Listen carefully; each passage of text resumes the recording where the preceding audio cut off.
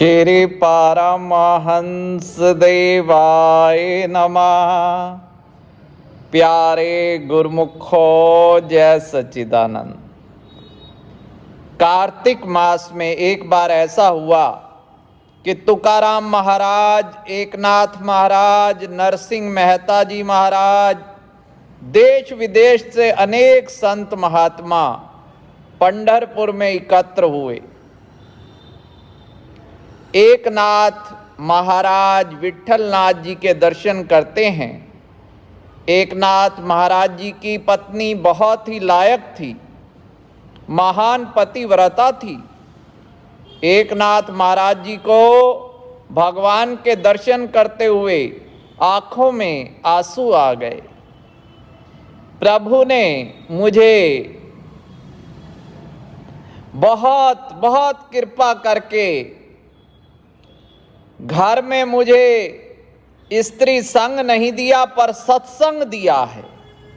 कभी मुझे क्रोध आ जाता है तो पत्नी प्रेम से समझाकर पाप करने से बचा लेती है, मुझे प्रभु के नाम की ओर ले जाती है। पत्नी कहती है, आप क्रोध क्यों कर रहे हैं, मन को शांत रखिए, आप भगवान की भक्ति कीजिए, मैं आपकी भक्ति करूंगी, आप मेरे भगवान हैं, मैं घर की देखभाल कर लूंगी, घर की चिंता कदाचित ना करो, सारा दिन भक्ति करो।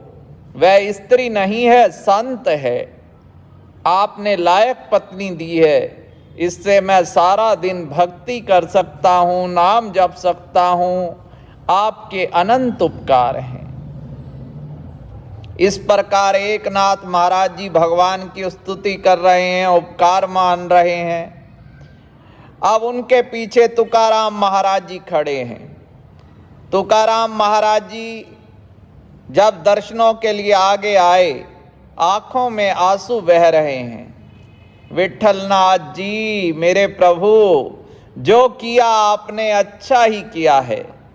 प्रभु ने मुझे ऐसा रतन दिया है, मुझे कभी घर का स्मरण ही नहीं होता, मेरे घर जाने की जरा भी इच्छा नहीं होती। तुकाराम महाराज जी के घर में कर्कश पत्नी थी, महाराज को बहुत त्रस्त करती थी। महाराज सारा दिन एक पर्वत पर बैठकर भक्ति करते रहते, घर जाते तो पत्नी टंटा कर सकती थी ना। इससे तुकाराम महाराज कहते हैं कि प्रभु ने जो किया अच्छा ही किया है, मुझे घर का स्मरण तक नहीं होता, मैं सारा दिन विट्ठल विट्ठल जप करता हूँ, ध्यान करता हूँ। मेरे प्रभु जानते थे कि तुकाराम को अनुकूल पत्नी मिलेगी तो पत्नी में आसक्त हो जाएगा, पत्नी में मेरी आसक्ति ना हो, इससे ऐसी प्रतिकूल पत्नी दी है। अनुकूल पत्नी होती तो मैं भगवान की नहीं, पत्नी की भक्ति कर रहा होता। पत्नी के त्रास के कारण मुझे विश्वास हो गया है कि संसार में सार नहीं है, संसार में सच्चा सुख नहीं है।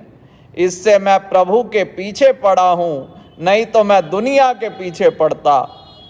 प्रभु को भूलने ही वाला था। मेरे प्रभु, आपने जो भी किया अच्छा किया, विचार पूर्वक किया है, आपके अनंत उपकार हैं।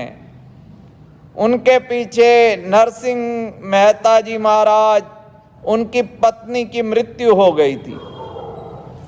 वे विट्ठलनाथ जी के दर्शन करते करते नाचने लगे, आनंद में नृत्य, राधे गोविंद भजो, राधे गोविंद भजो, राधे गोविंद भजो, राधे गोविंद।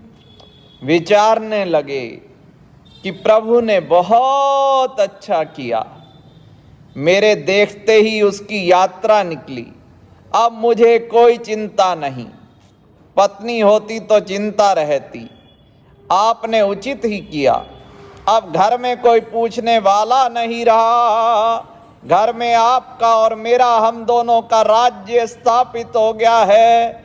मैं और मेरे प्रभु बहुत भक्ति, बहुत आनंद, परमानंद। भक्त और भगवान के बीच तीसरे के कारण बहुत गड़बड़ होती है, भक्ति में विघ्न आते हैं। नरसिंह मेहता भगवान को मना रहे हैं कि आपने अच्छा ही किया, अब झंझट ही दूर, अब सुख से प्रभु का स्मरण। एकनाथ महाराज जी की पत्नी अनुकूल इससे प्रभु का उपकार मानते हैं। तुकाराम महाराज जी की पत्नी प्रतिकूल इससे प्रभु का उपकार मानते हैं। और नरसिंह मेहता जी की पत्नी की मृत्यु हो गई, इससे परमात्मा का उपकार मानते हैं। प्रभु जिस स्थिति में रखते हैं उस स्थिति में संतोष मानिए, मन को शांत रखिए। भक्ति का शत्रु लोभ है, प्राप्त स्थिति में संतोष रखिए, निष्काम निश्चल भक्ति करिए और सदैव जपिए श्री परमहंस शरणम गच्छामि।